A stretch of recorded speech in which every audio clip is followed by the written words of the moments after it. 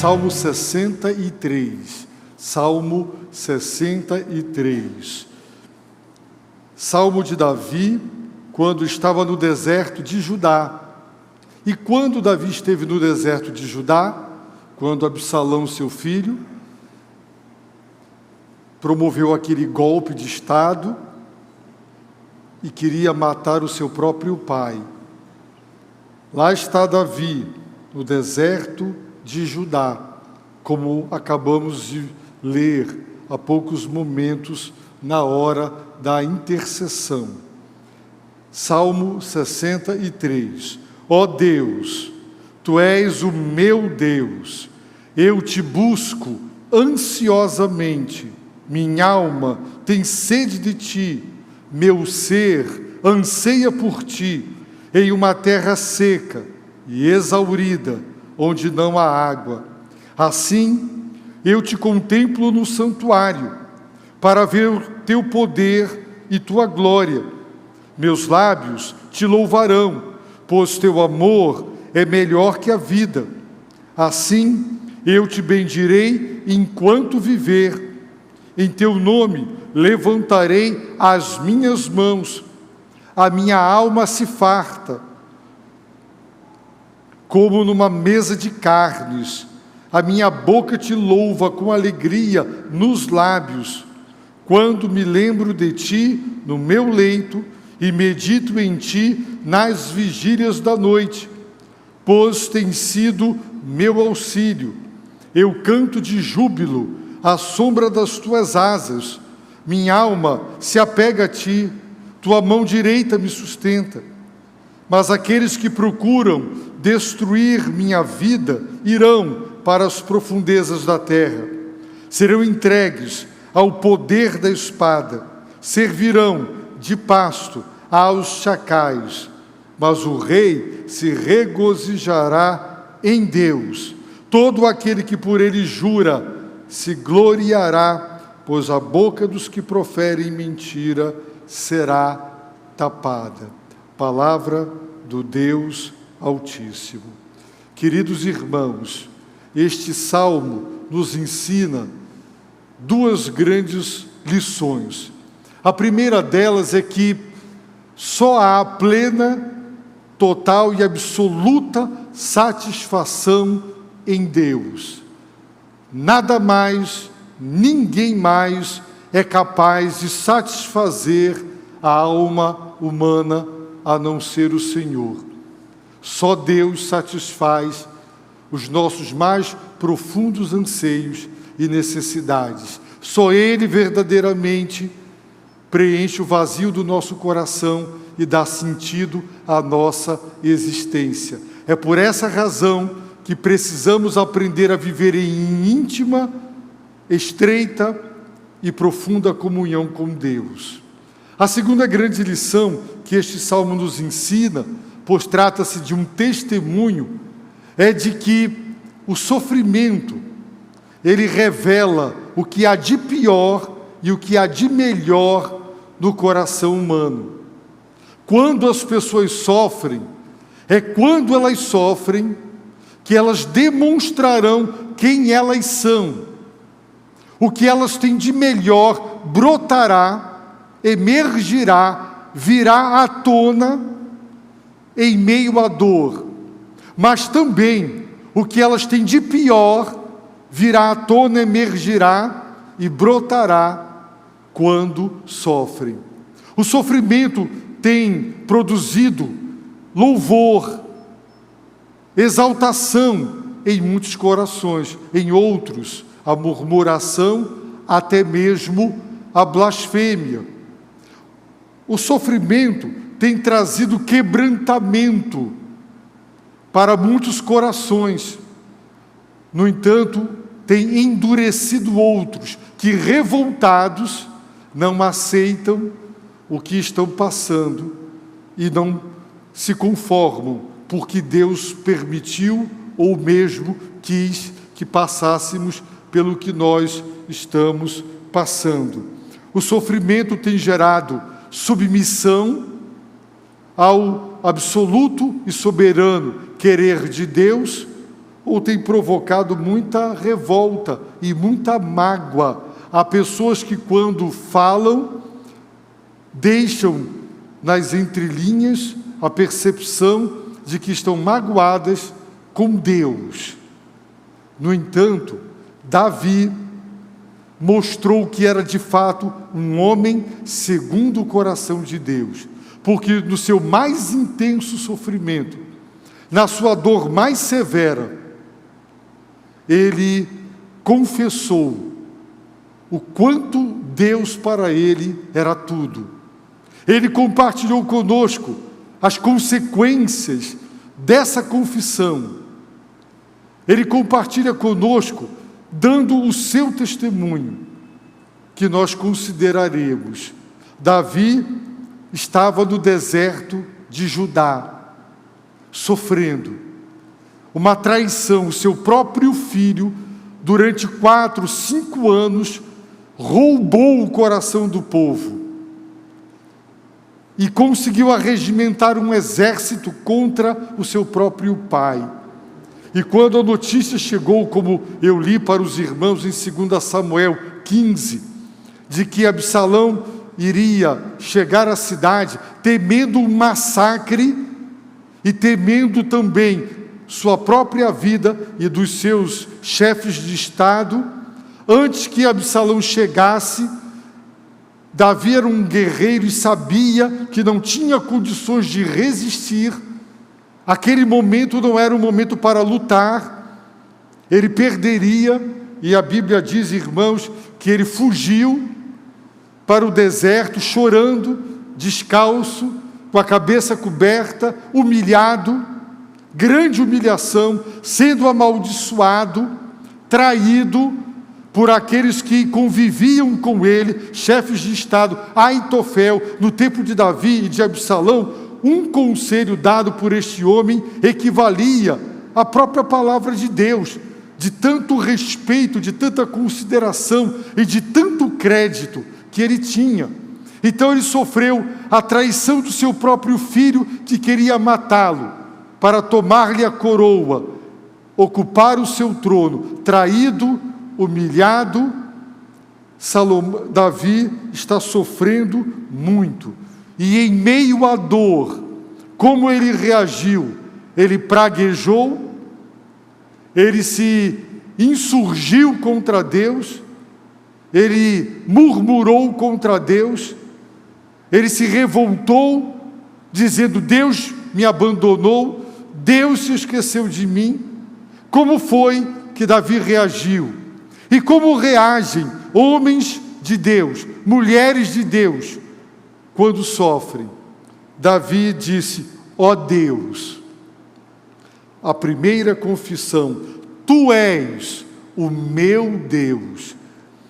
O grande desafio do Velho Testamento, numa sociedade, num mundo politeísta, repleto de muitas supostas divindades, o grande desafio era o monoteísmo, a grande afirmação: só o Senhor Jeová, só o grande eu sou, o Deus de Abraão, de Isaque e de Jacó, o Deus de Moisés, o Deus que fez um pacto, uma aliança com Israel. Só o Senhor é Deus, só Ele é o único, o verdadeiro. Todas as demais divindades das nações eram falsos deuses. Mas embora Deus seja o Deus de toda a terra, embora Deus seja o Deus de todos os povos, de todas as nações, e Ele é o Deus de todos os homens, quem é convertido, quem verdadeiramente é salvo, dirá: Tu és o meu Deus. Pode parecer uma afirmação egoística, mas não é, é uma confissão. Ó Deus, Tu és o meu Deus.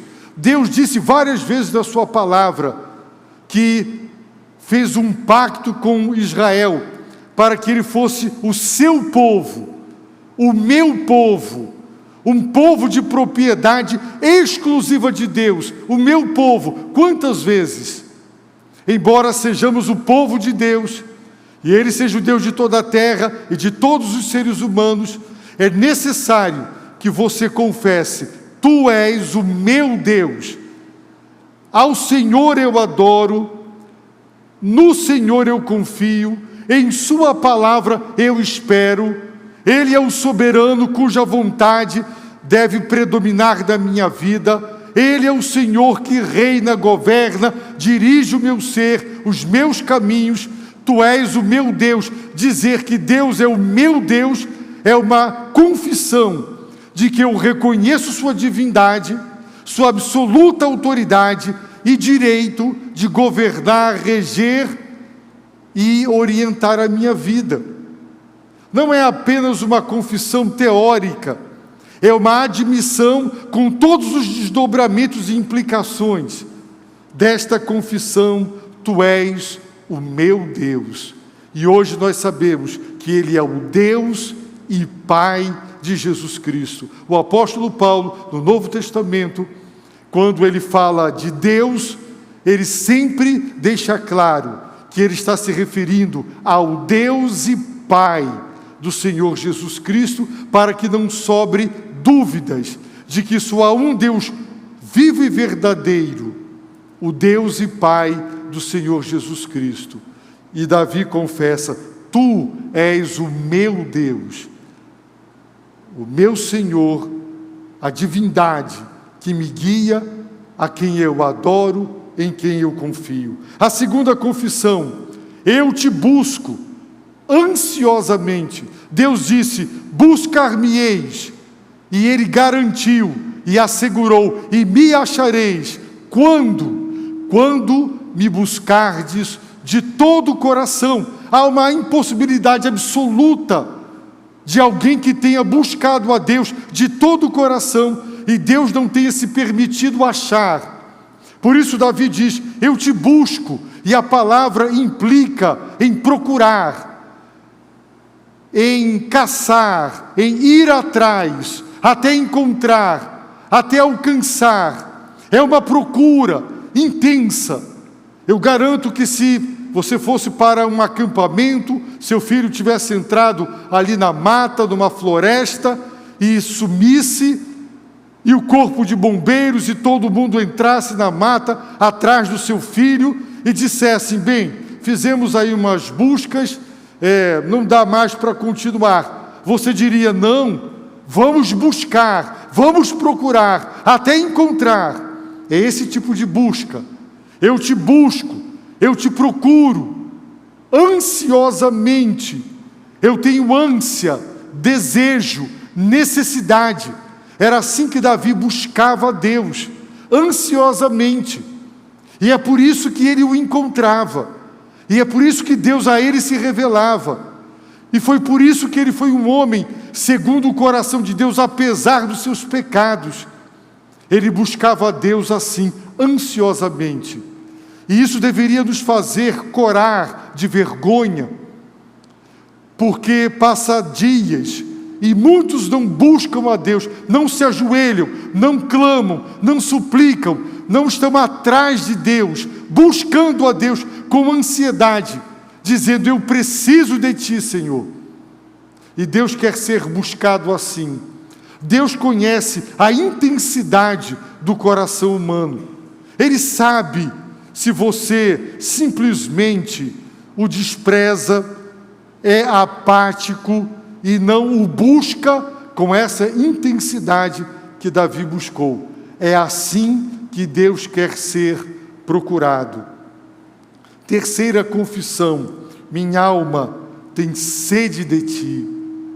Davi estava no deserto, caminhando durante o dia debaixo de um calor intenso, desidratado, todos ali perdendo líquidos, suando, sede.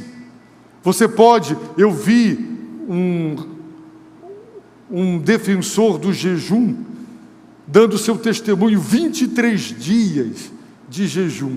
Ele não morreu, mas ele não pode fazer 23 dias sem beber água. A sede é terrível. Quando o organismo se desidrata, ele perde as forças. Nós precisamos de água. Você pode ficar muitos dias sem comer, mas você não pode ficar muitos dias sem beber água. E Davi está dizendo: minha alma tem sede de ti. E no contexto dessa declaração, de um deserto, de uma caminhada, num deserto, em um lugar árido, como ele estava, Davi estava sentindo sede. Os irmãos pensam que sabem o que a sede é. Só quando você realmente fica desidratado e com muita sede é que você sabe e conhece o que verdadeiramente é a sede. E Davi está dizendo: minha alma tem sede de ti. Davi também confessa: meu ser anseia por ti. Todo o meu ser, o meu corpo, a minha alma, o meu espírito, o meu coração, o meu ser integral, todas as partes do meu ser, eu, por completo, eu anseio por ti. E ele declarou: em uma terra seca e exaurida, onde não há água, porque ele estava no deserto de Judá. E ele confessou isso para o Senhor. Naquele momento, eu te pergunto, se agora você tivesse que sair fugido para não ser morto por um complô formatado pelo seu próprio filho contra você, se um grande mal, se um grande levante tivesse ocorrido contra você, perigoso, fatal, homicida, e você tivesse que sair assim fugido, num contexto de tanta humilhação e dor, você diria isso? Coloquem estas confissões no contexto de Davi. Se Deus agora tira seu filho e ele morre, tira sua filha, ela morre, seu marido, ele morre, sua esposa, ele morre, ou você enfrenta um desemprego no meio, exatamente no clímax, no ápice da sua dor, você diria estas coisas: ó Deus, tu és o meu Deus, eu te busco ansiosamente, minha alma tem sede de ti, meu ser anseia por ti. Você faria esta confissão, ou seu coração se endureceria, revoltado, magoado com Deus? Você murmuraria, você diria: Deus, por que me desamparaste? Por que me abandonaste?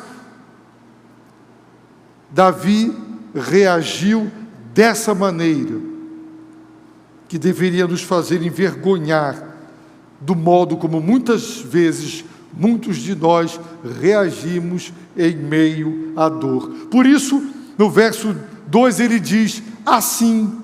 O verso 2 começa com esta expressão: assim, desse modo, desse jeito, é assim como, com sede, com ânsia, com uma busca intensa, assim eu te contemplo. Aqui, contemplar a Deus tem o sentido de adoração, não é como alguém que vai para a frente de um quadro ou diante de uma linda paisagem e que contempla a natureza. Davi está falando de adoração, da contemplação divina, de contemplar a Deus, o Deus vivo e verdadeiro. Ele diz assim, desse modo intenso que ele descreveu na sua confissão: eu te contemplo no santuário. É assim que Deus quer ser adorado. Deus não quer ser adorado por corações áridos, por pessoas que vieram ao culto por desencargo de confiança, de consciência, de pessoas que têm o coração frio, gelado, insensível, apático, distraído. Deus quer ser adorado assim, desta maneira. Por isso Davi diz: assim eu te contemplo no santuário, é assim que eu te adoro, ó Senhor. Ou ele está lembrando das experiências tidas no templo, porque agora ele não está no templo, no santuário, ele está no deserto de Judá, E ele declara não só o que ele está fazendo, adorando a Deus, mas ele diz também com que propósito? Para ver teu poder e tua glória. Todo verdadeiro adorador deve adorar como? Ansiosamente, com sede de Deus, com ânsia divina. E ele deve adorar com este propósito, ver o poder, ver a glória de Deus. Davi agora está adorando a Deus, na esperança e na expectativa de que Deus se manifeste, de que Deus intervenha, de que Deus manifeste seu poder, de que Ele faça algo. Sempre que você adorar a Deus em casa, sozinho, ou no culto, adore com esta expectativa, esta esperança, de que Ele responda ao seu clamor, de que Ele ouça a sua súplica, e de que Ele faça algo, que Ele possa intervir. Chegou para nós os relatos do agir de Deus, a fama divina, um Deus que liberta, o Deus que intervém, o Deus que age. O nosso Deus é vivo e é verdadeiro. E se quando você o adora, você não tem a esperança e a expectativa da sua manifestação, então o seu culto não é um culto que agrada a Deus. Davi está adorando a Deus em meio à dor, e o que ele fez em meio ao sofrimento, ele adorou intensamente, com essa esperança e essa expectativa da intervenção, da manifestação de Deus. O segundo resultado, além de adorar, Davi declara: meus lábios te louvarão, meus lábios não praguejarão, meus lábios não murmurarão, meus lábios não reclamarão de Deus, não blasfemarão contra o Altíssimo, meus lábios te louvarão. Eu estou sofrendo, mas mesmo a mais intensa das dores, não retirarão dos meus lábios o teu louvor. E Davi declara: porque teu amor é melhor que a vida. A vida de todos os bens é o mais valioso. Vão-se os anéis, ficam-se os dedos. A vida, eu tenho certeza que se você tivesse 10 apartamentos que valem 5 milhões de reais, e você estivesse doente, e alguém dissesse: tem um hospital, tem um tratamento que vai valer aí esses 50 milhões de reais dos seus 10 apartamentos, você venderia tudo e pagaria o tratamento para ficar curado e não morrer, porque a vida vale mais. Quando as embarcações, os barcos, as caravelas atravessavam os oceanos com barras de ouro e joias e cargas preciosas, diante das tempestades, jogavam tudo no mar para salvar a tripulação, porque a vida da tripulação valia mais do que todas as barras de ouro. Davi confessa: teu amor é melhor que a vida. Por isso, dezenas e centenas e milhares de cristãos preferiram morrer martirizados do que negar o amor de Deus, porque o amor de Deus, teu amor é melhor. Davi compara, Davi contrasta o amor de Deus com o que ele tinha e nós temos de mais precioso, a vida. E ele confessa: teu amor é melhor do que a vida. Por isso, quem perder a vida por minha causa, por amor a mim, disse Jesus, ganhará a vida.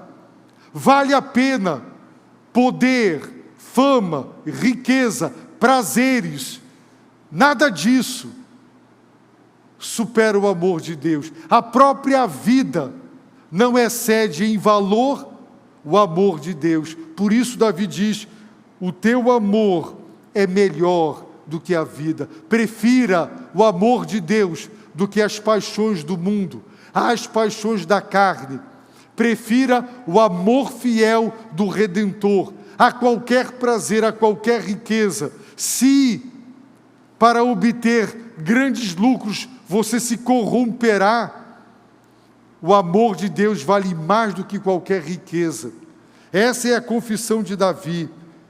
Davi também declara assim, verso 4, eu te bendirei, assim como, com ânsia, com sede, buscando a Deus intensamente. Assim, eu te bendirei enquanto viver. Aqui é um voto. Enquanto eu estiver vivo, eu te bendirei. É um voto de que na alegria ou na tristeza, na saúde ou na enfermidade, na época das vacas gordas ou na época das vacas magras, eu te bendirei. Jamais condicionarei te adorar às circunstâncias nas quais eu me encontre. E ele declara, em teu nome levantarei as minhas mãos. O corpo fala. As mãos erguidas, elas expressam o anseio, a busca. Jesus elevou os olhos para o céu e orou. Elevo os meus olhos para os montes. Elevar os olhos, eu ergo minha cabeça, eu elevo a minha alma a ti.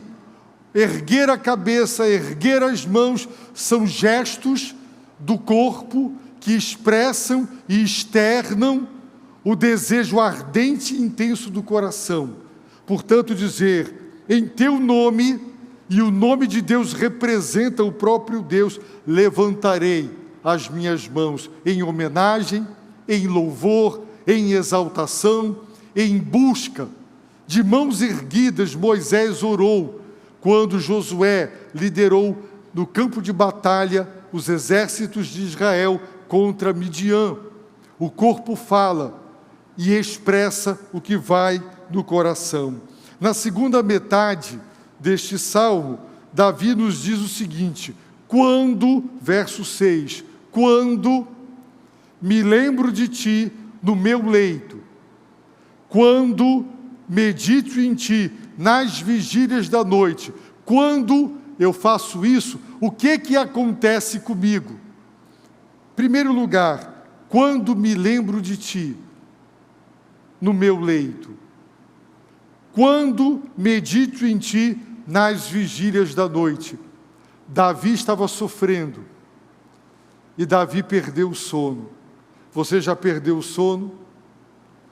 Todos nós, quando estamos muito ansiosos ou preocupados demais, o nosso sono fica perturbado.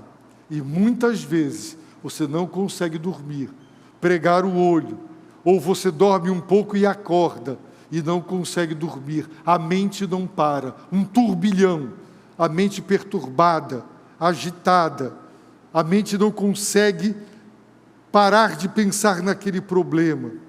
E você fica ali. Davi, durante as madrugadas, nas vigílias da noite, ele estava sofrendo tanto que ele estava com insônia.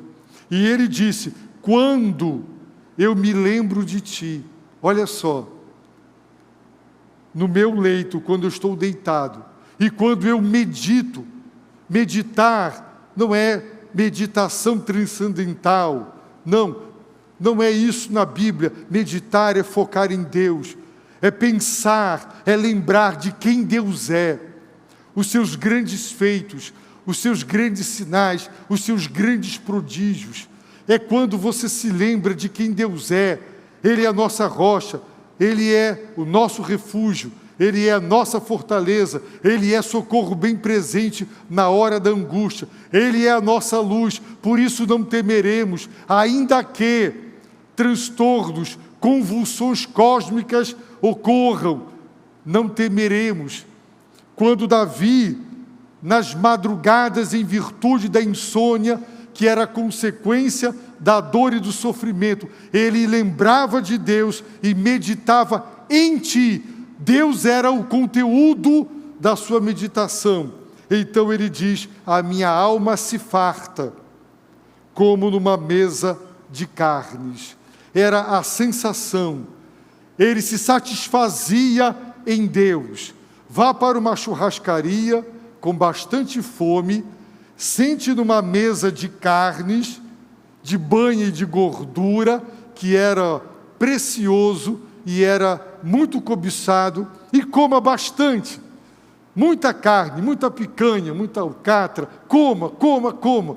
No final, quando você estará farto, satisfeito, saciado, Davi está dizendo por analogia, ele como rei tinha banquete, e depois de comer tanta carne, ele se sentia farto, saciado e satisfeito. E ele está dizendo: quando durante as madrugadas eu me lembro de ti, eu lembro de quem és e do que tu fazes, quando eu medito em ti, passo a refletir sobre o Senhor, eu me sinto assim.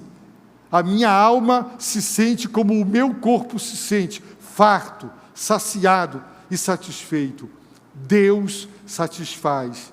Não há prazer nessa vida, não há alegria nessa vida, não há nada que farte, que sacie tanto a nossa alma, o nosso coração, do que orar, adorar, pensar em Deus, buscar a Deus. Portanto, quando de madrugada você estiver com insônia, ajoelha, abre a Bíblia, lembra de Deus, medita em Deus, e você vai se sentir saciado, preenchido, satisfeito. Aquilo vai revigorar você. Certa vez eu estava de joelhos, chorando e dizendo: Deus, acabou a gasolina, não tem nem na reserva, não tem nem cheiro, não tem nem gás no meu tanque, não tem nem o gás da gasolina, não tem nada. Eu estou aqui de um modo tal que nem forças mais para levantar dos joelhos eu tenho. Se o Senhor não me socorrer, eu não tenho nem como agora me levantar. Eu estava vivendo um momento terrível na minha vida. E naquele momento, naquela hora, Deus veio ao meu coração.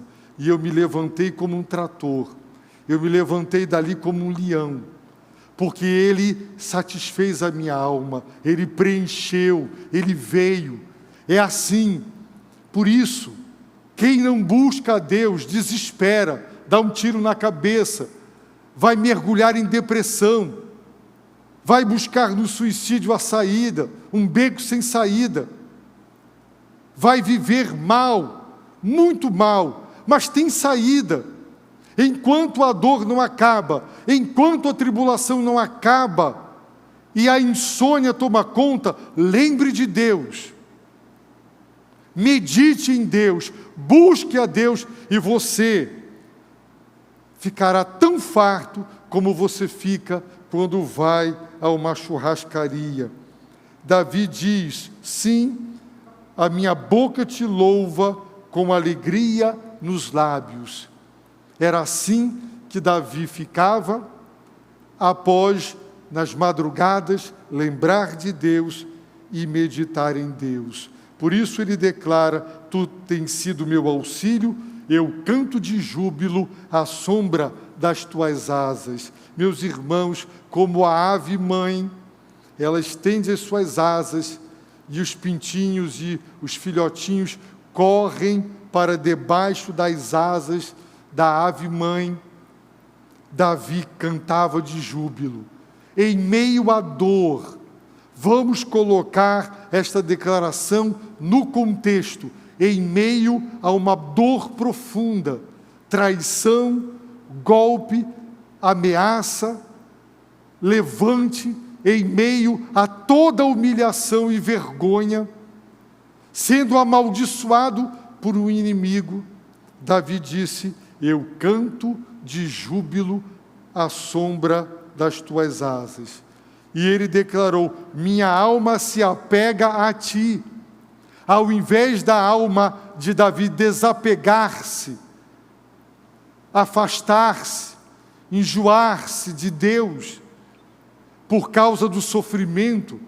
O sofrimento fez o contrário. A minha alma se apega a Ti, cada vez mais apegado.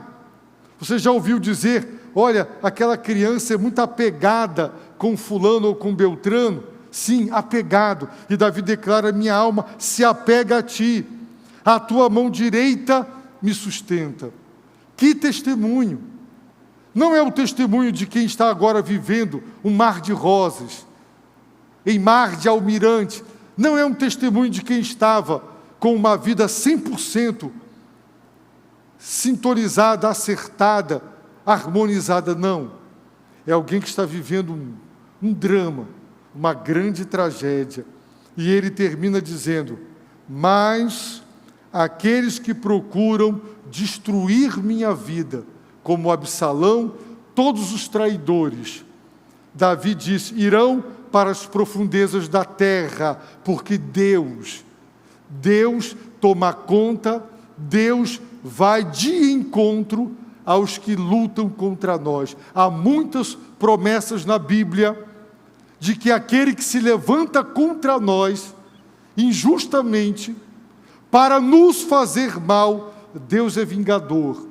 E você pode entregar nas mãos de Deus. Aqueles que procuram destruir a minha vida irão para as profundezas da terra, morrerão, serão entregues ao poder da espada. Deus há de levantar contra eles inimigos que usarão a espada para matá-los, servirão de pasto aos chacais. Os chacais eram animais que comiam a sobra deixada por grandes animais como leão e outros, que deixavam as sobras dos animais que haviam capturado, matado e se alimentado. Os chacais, e Davi está dizendo, servirão de pasto aos chacais. Mas o rei, e ele está falando de si mesmo, se regozijará em Deus.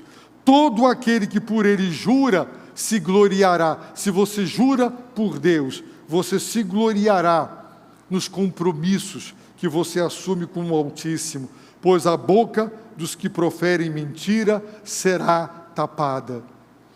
Absalão mentiu o tempo todo contra o seu pai. 4 anos roubando o coração do povo, difamando seu pai, caluniando seu pai, mentindo. Os conselheiros de Davi, Aitofel, também mentira, mas Davi tem certeza de que a boca dos que proferem a mentira será tapada. Tem alguém mentindo contra você? Caluniando você? É provável que nós não vamos conseguir saber quem falou mal de nós, contra nós, e procurar cada um deles para dizer isso é mentira, isso é calúnia. A nossa imagem será denegrida muitas vezes pela calúnia e pela difamação de gente mentirosa. Mas Deus há de tapar a boca dos mentirosos, porque a mentira é de Satanás e Deus odeia a mentira. E Davi tem certeza, ele tem certeza de que Deus lidará com os seus inimigos. E assim ele entregou para Deus. E quem conhece o resultado do que aconteceu com Absalão, sabe como Deus frustrou o conselho de Aitofel, que foi o conselho certo para Absalão para obter a vitória, mas Deus fez com que ele não ouvisse o rei aos conselhos de Aitofel, e ele seguiu os conselhos errados de um homem leal a Davi, e isso redundou na derrota de Absalão e na vitória de Davi, que voltou novamente para o seu palácio, para o seu trono, e obteve a vitória. Mas quando ele compôs esse salmo, ele estava em profundo sofrimento. Fica para nós a lição, a primeira lição: só Deus satisfaz. Nada ninguém satisfaz, só Deus satisfaz. Em meio à dor mais alucinante, adore, busque, confesse como Davi confessou. Por quê? Porque só assim nós encontraremos a paz de Deus, até que passe a tormenta. E se você, nesta noite, quer saber qual é a maior de todas as proteções contra os inimigos, agora os nossos inimigos é o pecado do nosso próprio coração, é este mundo sem Deus e sem salvação, e é Satanás o inimigo de nossas almas. Eles querem nos destruir e acabar conosco. Mas em Cristo Jesus, você tem total e absoluta proteção. Ele disse: das mãos de meu Pai, ninguém pode tirar quem está nas mãos de Deus. Em quais mãos você está? Você já se converteu a Cristo? É Ele quem nos liberta do império das trevas. É Ele, somente Ele. Por isso, eu quero convidar você, nesta noite, em meio à sua dor e ao seu sofrimento, a convidar ao Senhor Jesus Cristo para entrar em seu coração, salvar a sua vida. E se você já é salvo pela graça de Deus, por meio da fé, e se em meio à dor você tem se revoltado, se endurecido e se insurgido contra Deus, arrependa-se e siga o lindo testemunho de Davi, um homem segundo o coração de Deus. Abaixe a sua cabeça, feche os seus olhos e ore ao Senhor.